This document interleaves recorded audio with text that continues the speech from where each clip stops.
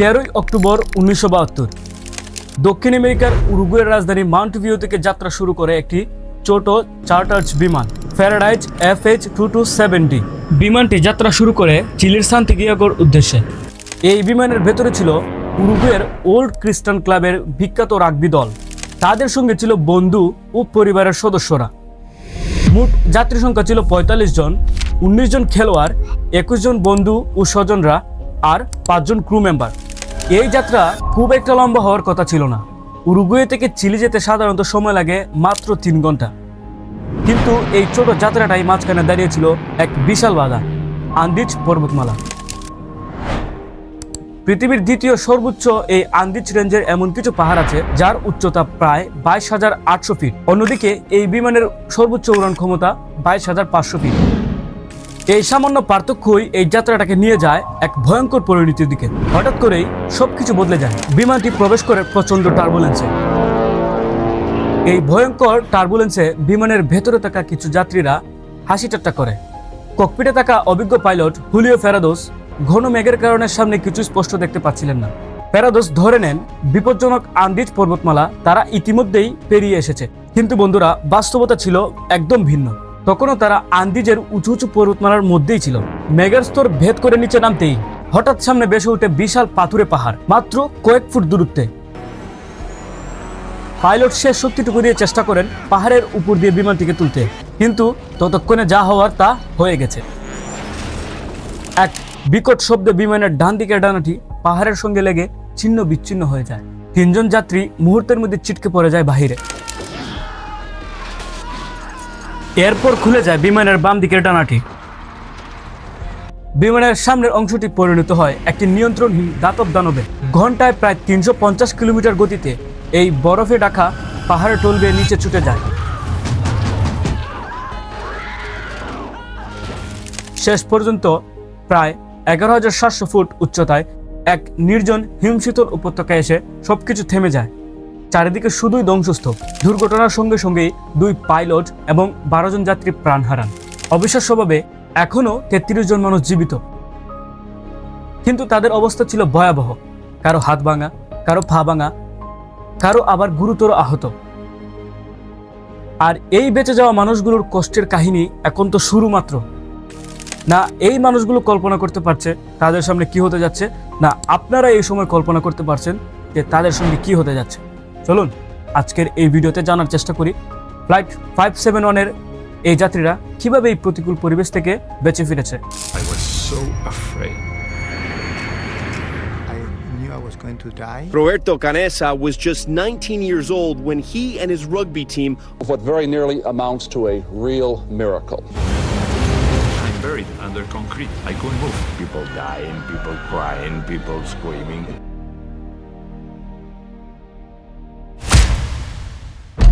Plane crash করার মাত্র 1 ঘন্টার মধ্যেই চিলির air search and rescue service তাদের অনুসন্ধান শুরু করে দেয়। আকাশে উড়ে সার্চ এয়ারক্রাফট। শুরু হয় উদ্ধার অভিযান, কিন্তু দুর্ঘটনাস্থলটি ছিল পুরোপুরি তুষারপাতের মধ্যে ঢাকা। আর সবচেয়ে ভয়ঙ্কর বিষয় হচ্ছে বিমানের রংটি ছিল সাদা, আর এই বিশাল বরফের সমুদ্রে সাদা একটি ধ্বংসস্তূপকে আলাদাভাবে চিহ্নিত করা ছিল প্রায় অসম্ভব। 13 অক্টোবর বিকেলে ধীরে ধীরে নেমে আসে সন্ধ্যা। চারপাশে তখন শুধু বরফ, ছিন্ন বিচ্ছিন্ন ধাতব অংশ আর আহত মানুষের ঘুমগানির শব্দ। তবু সেই বেঁচে যাওয়া মানুষগুলোর মাথায় একটাই কথা ঘুরপাক খাচ্ছিল, আজকের রাতটা কোনো মতে পার করে নিতে পারলেই হলো, কালকে অবশ্যই উদ্ধারকারী দল আমাদেরকে উদ্ধার করতে চলে আসবে। কিছুক্ষণ পর মুহূর্তের মধ্যে চারপাশে জমে যায় হাড় কাঁপানো ঠান্ডায়। তাপমাত্রা চলে যায় -30 ডিগ্রি সেলসিয়াসে। তাদের গায়ে কোনো শীতের পোশাক ছিল না, কম্বল ছিল হাতে গোনা কয়েকটা, আর আশ্রয় বলতে বিমানের ভাঙা ফিউজেলাইজের ভেতরটা। এই যাত্রীদের মধ্যে 2 জন ছিল মেডিকেল স্টুডেন্ট, রবার্তো কানেসা এবং গুস্তাভো জারবিনো। তারা ঘুরে ঘুরে দেখতে থাকে কে বেঁচে আছে, কার আঘাত কতটা গুরুতর। তারা ছেঁড়া কাপড় দিয়ে ব্যান্ডেজ বানায়, আহতদের যতটা সম্ভব নড়াচড়া বন্ধ করে আর চেষ্টা করে সবাইকে জাগিয়ে রাখতে, কারণ তারা জানতো এই গভীর ঠান্ডায় ঘুম মানেই চিরঘুম। রাত যত গভীর হতে থাকে ঠান্ডা ততটাই নিষ্ঠুর হতে থাকে। এই ভয়ঙ্কর ঠান্ডায় সেই রাতে 5 জন যাত্রী মারা যায়। এখন 33 জন যাত্রী থেকে 28 জন বেঁচে আছে। পরের দিন 14 অক্টোবর আর্জেন্টিনা, চিলি, উরুগুয়ে মিলিয়ে 11টি উদ্ধার বিমান আকাশে উড়ে। শুরু হয় এক বিশাল উদ্ধার অভিযান। তারা অনুসন্ধান শুরু করে ঠিক সেই এলাকায় যেখানে বিমানটি বিধ্বস্ত হয়েছিল, কিন্তু ফলাফল কেউ খুঁজে পেল না তাদের চিহ্নটুকু। বিমানের রং ছিল সাদা, আর চারপাশে ছিল সাদা বরফের সমুদ্র। অদৃশ্য হয়ে গিয়েছিল তারা। বেঁচে থাকা মানুষগুলো তারা হার মানল না। তারা চেষ্টা করলো লাগেজে থাকা লিপস্টিক দিয়ে বিমানের উপরের অংশে SOS লিখতে। তারা S পর্যন্ত লিখে বুঝতে পারলো লিপস্টিকের পরিমাণ তাদের কাছে এত পরিমাণের নেই যে তারা এত বড় বড় লেটারগুলো লিখতে পারবে। তারপর বিমানের ভেতরে থাকা যাত্রীদের লাগেজ দিয়ে ক্রস আকৃতি বানালো, যাতে করে উপর দিয়ে কোনো বিমান গেলে তাদের সহজেই দেখতে পায়। কিন্তু তাদের এই প্লেনটিও ব্যর্থ হয়। তাদের উপর দিয়ে তিনবারের মতো উদ্ধারকারী বিমান উড়ে যায়, কারো নজরে পড়লো না। এভাবেই কেটে গেল আরো একটা দিন। পরদিন 15 অক্টোবর। বেঁচে যাওয়া মানুষগুলো তখন একটা বিষয় পরিষ্কারভাবে বুঝে গেছে, বেঁচে থাকতে হলে পানির বিকল্প নেই। চারিদিকে শুধু বরফ, কিন্তু সেই বরফ সরাসরি খেলে শরীর আরো বেশি ঠান্ডা হয়ে যায়। তখন তারা সবাই চিন্তা করে বরফকে গলিয়ে পানি বানাতে পারলেই এই সমস্যাকে সমাধান করা সম্ভব। তারা 4 জন মিলে বিমানের ভাঙা অংশ একটি মেটাল বস্তু ব্যবহার করে বরফকে গলাতে শুরু করে এবং বরফকে পানিতে রূপান্তর করে। একটু একটু করে পানিগুলোকে বোতলে সংগ্রহ করে। এই পানি হয়ে ওঠে তাদের বেঁচে থাকার জন্য সবচেয়ে জরুরি উপাদান। একই সঙ্গে আরেকটা বড় সমস্যা ছিল প্রচন্ড ঠান্ডা। এই ঠান্ডা থেকে বাঁচতে কিছু যাত্রী বিমানের সিটের গদি খুলে সেগুলোকে পায়ে জড়িয়ে জুতার মতো ব্যবহার করতে শুরু করে, আর সিট কভারের কাপড় ব্যবহার করে শরীর ঢাকার চেষ্টা করে যাতে কিছুটা ঠান্ডা কম লাগে। এভাবে নিজেদের বুদ্ধি আর সামান্য উপকরণ ব্যবহার করে তারা ধীরে ধীরে প্রতিকূল পরিবেশের সঙ্গে মানিয়ে নিতে শুরু করে। পরের দিন 16 অক্টোবর। বেঁচে থাকা যাত্রীদের মধ্যে আরো একজন মারা যায়। এখন বেঁচে আছে 27 জন। এখন প্রধান সমস্যা একটাই, তাদের কাছে খাবার নেই। যা খাবার আছে তা খুবই কম পরিমাণের। বিমান ক্র্যাশ করার পর বিমানের ভেতরে কিছু খাবার ছিল: 8টি চকলেট বার, 3টি জ্যামের বাটি, একটি সিরিয়াল মাছের ক্যান, বাদাম আর কয়েকটি জেট ও শুকনো ফল, আর কিছু ক্যান্ডি। এগুলো তারা নিজেদের মধ্যে ভাগ করে নেয়। যে খাবারগুলো তাদের কাছে আছে তা খুবই কম পরিমাণের আছে, যা শুধুমাত্র 5 দিনই চলার মতো। এটা বোঝা মাত্রই তাদের মধ্যে চিন্তার অস্থিরতা বাড়ে। এত কম খাবার 5 দিন কি করে চলবে? তারা একটি চকলেট বারকে 3 দিন খেয়েছে। একটি চকলেট বারকে 3 দিন খেয়েছে তারা। আগের দিনগুলোতে যারা বেশি শক্ত ছিল তারাও এখন দুর্বল হয়ে পড়েছে। এভাবে করে তারা 5 দিনের খাবার 8 দিনে নিয়ে যায়। পরে তারা ভাবতে শুরু করে বাকি দিনগুলো কিভাবে চলবে। এই প্রশ্নটি তাদের মনে ঘুরতে থাকে। খাবার প্রায় শেষ। বেঁচে থাকার শক্তি দ্রুত ফুরিয়ে আসছিল। তাদের ক্ষুধা বাড়তে বাড়তে এমন পর্যায়ে চলে গেছে তারা এক জায়গা থেকে আরেক জায়গায় যেতে পারছিল না। পরের দিনগুলো কেটে যাচ্ছিল নিঃশব্দ হাহাকার আর কঠিন বাস্তবতার মধ্যে।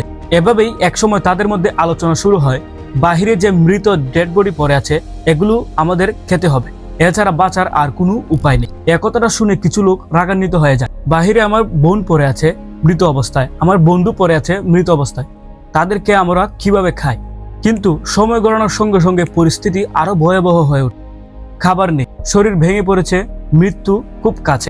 শেষ পর্যন্ত রাগবি খেলোয়াড়, মেডিকেল ছাত্র রবার্তো কানেসা কঠিন সিদ্ধান্ত নেন। তিনি প্রথম ব্যক্তি যিনি বেঁচে থাকার জন্য মৃতদেহ থেকে খাদ্য গ্রহণ করেন।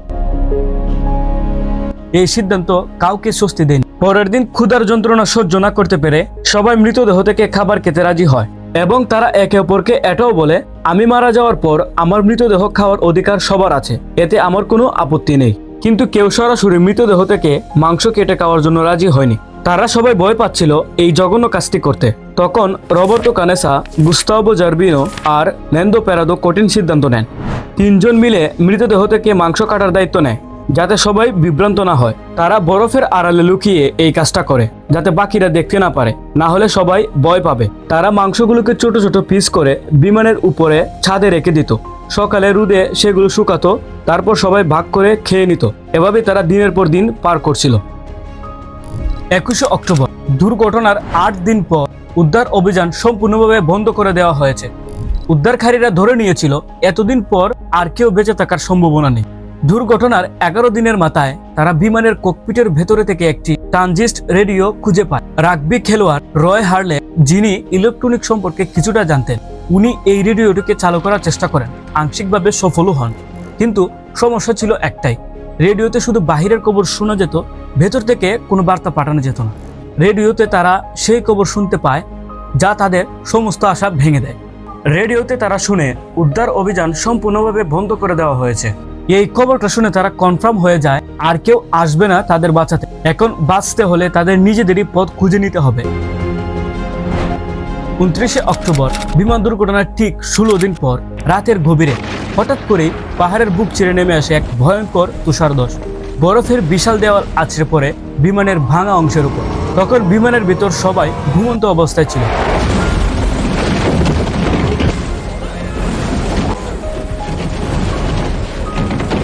তাদের অনেকেই কিছু বোঝার আগেই বরফের নিচে চাপা পড়ে যায়। এই তুষারধসে 8 জন বরফের নিচে চাপা পড়ে অক্সিজেনের অভাবে সরাসরি মারা যায়। 27 জন থেকে বেঁচে থাকার মানুষের সংখ্যা নেমে আসে 19 জনে।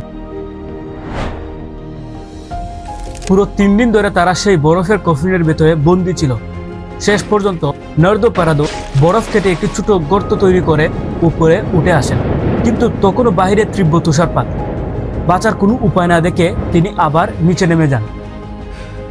পরে ঝড় থামলে তারা আবার বাহিরে বের হয়ে আসে। এই ঘটনার পর একটা বিষয় সবার কাছে পরিষ্কার হয়ে যায়, এখানে বসে থাকলে মৃত্যু নিশ্চিত। তাই তারা সিদ্ধান্ত নেয় শেষ চেষ্টা করতেই হবে, একজনকে পাঠাতে হবে পাহাড় পেরিয়ে মানুষের কাছে সাহায্য আনতে। এর আগে তাদের কাছে সবচেয়ে বড় প্রশ্ন ছিল আসলে তারা কোথায় আছে। দুর্ঘটনার আগে পাইলট ককপিটে বলেছিলেন তারা নাকি চিলির কুরিকো শহর পার হয়ে গেছে। এই ধারণার উপর ভর করে তারা সিদ্ধান্ত নেয় ওয়েস্টের দিকে যেতে হবে। পরে বোঝা যায় এই সিদ্ধান্তটাই ছিল তাদের সবচেয়ে বড় ভুল, কিন্তু তখন তাদের কাছে আর কোনো বিকল্প উপায় ছিল না। 15 নভেম্বর 3 জন শেষ আশায় আবারও রওনা দেয়। প্রায় 1 ঘন্টা হাঁটার পরই তাদের সামনে দেখতে পেল বিমানের পেছনের অংশ স্টেলিং স্টেশন। সেখানে তারা পায় কিছু চকলেট, গরম কাপড় আর একটি রেডিও সিস্টেম। এই রেডিও সিস্টেম দিয়ে শুধু বাহিরের খবর শোনাই যেত না, ভেতরের বার্তা বাহিরে পাঠানো সম্ভব ছিল। কিন্তু সমস্যা ছিল ব্যাটারি ছিল ভীষণ ভারী। পাহাড় বয়ে ক্র্যাশ সাইটে নিয়ে গিয়ে এটি ঠিক করলে হবে না, কারণ তাদের শরীরে এতটুকু শক্তি ছিল না যে এত ভারী একটি ব্যাটারি ক্র্যাশ সাইটে দিয়ে গিয়ে ঠিক করবে। পরে তারা সিদ্ধান্ত নেয় তাদের এখানেই এই রেডিও সিস্টেমটিকে ঠিক করতে হবে। পরে তারা রেডিওটিকে ঠিক করতে ব্যর্থ হয়। শেষ পর্যন্ত তারা সিদ্ধান্ত নেয় রেডিও নয়, নিজের পায়েই ভরসা রাখতে হবে। 3 জন আবার ওয়েস্টের দিকে যাত্রা শুরু করে, কিন্তু তারা জানতো এই যাত্রা সফল না হলে পেছনে ফেলে আসা 19 জন মানুষের বেঁচে থাকার আর কোনো আশাটাই থাকবে না। 11 ডিসেম্বর প্লেন ক্র্যাশের 59 দিনের মাথায় নেমে আসে ভয়ঙ্কর এক তুষারধস। ঘুমন্ত অবস্থায় বরফের নিচে চাপা পড়ে আরো 3 জন মারা যায়। বেঁচে থাকার মানুষের সংখ্যা 19 জন থেকে নেমে আসে 16 জনে। 12 ডিসেম্বর ক্র্যাশ করার ঠিক 2 মাস পর 3 জন সবচেয়ে ঝুঁকিপূর্ণ সিদ্ধান্ত নেয়। তাদের কারোরই হাইকিং এর অভিজ্ঞতা নেই, কোনো মানচিত্র নেই, কোনো কম্পাস নেই। তবু তারা হাঁটা শুরু করে ওয়েস্টের দিকেই। তাদের ধারণা ছিল 2-3 দিনের মধ্যেই জনমানুষের কাছে পৌঁছে যাবে। সেই হিসেবে তাদের সঙ্গে নেয় মাত্র 3 দিনের খাবার। কিন্তু তারা বুঝতে পারেনি ওয়েস্টের দিকে যেতে হলে প্রথমে উঠতে হবে বিশাল পাহাড়ের চূড়ায়। এত উঁচুতে অক্সিজেন কম, তাদের শ্বাস নিতে কষ্ট হয়। তবু তারা থামে না। রাত হলে 3 জন একসাথে জড়িয়ে ঘুমায় স্লিপিং ব্যাগের ভিতর। পরদিন সূর্য উঠলে তারা আবার হাঁটা শুরু করে। 3 দিন হাঁটার পর যখন তারা পাহাড়ের চূড়ায় পৌঁছায়, তখন এক ভয়ঙ্কর সত্য সামনে আসে। চারপাশে দূর দিগন্ত পর্যন্ত শুধু বরফ আর বরফ। তারা বুঝে যায় এটা ছিল ভয়ানক ভুল সিদ্ধান্ত। খাবার প্রায় শেষ।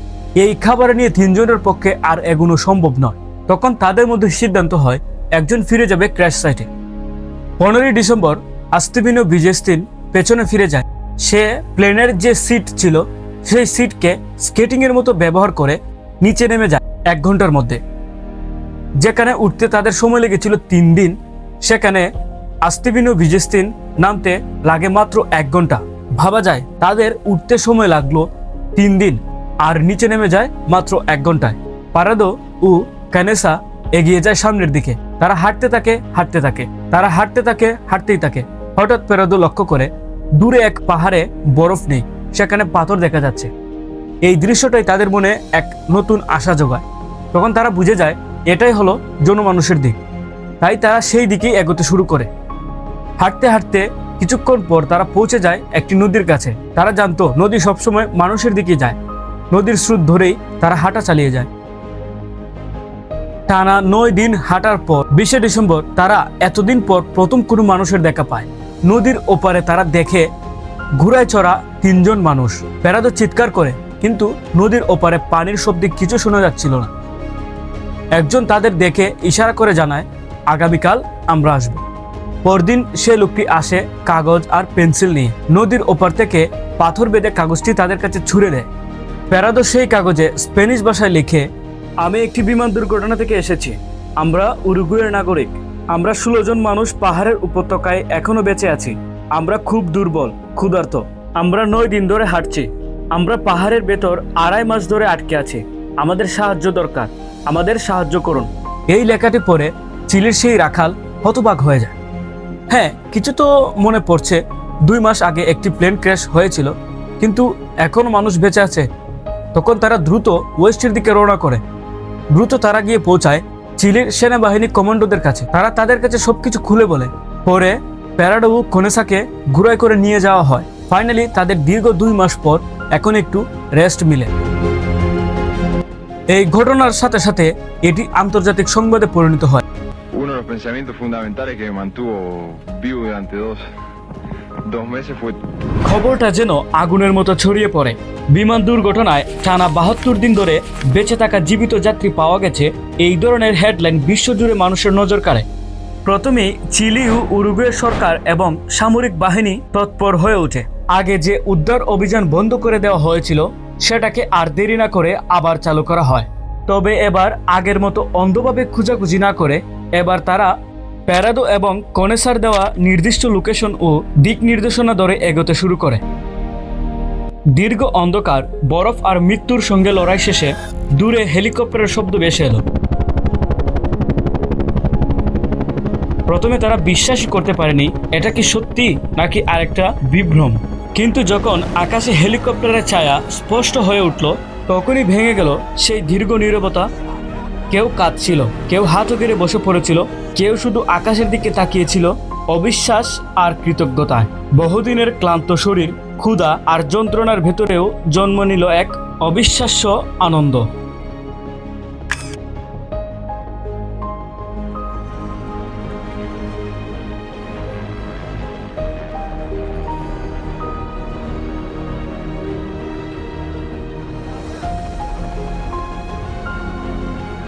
প্রথম দিনে অর্ধেক মানুষ উদ্ধার করা হয় এবং তাদের সাথে করে যে কিছুটা খাবার ছিল বাকি অর্ধেক মানুষদের দিয়ে দেওয়া হয় একদিন পার করার জন্য।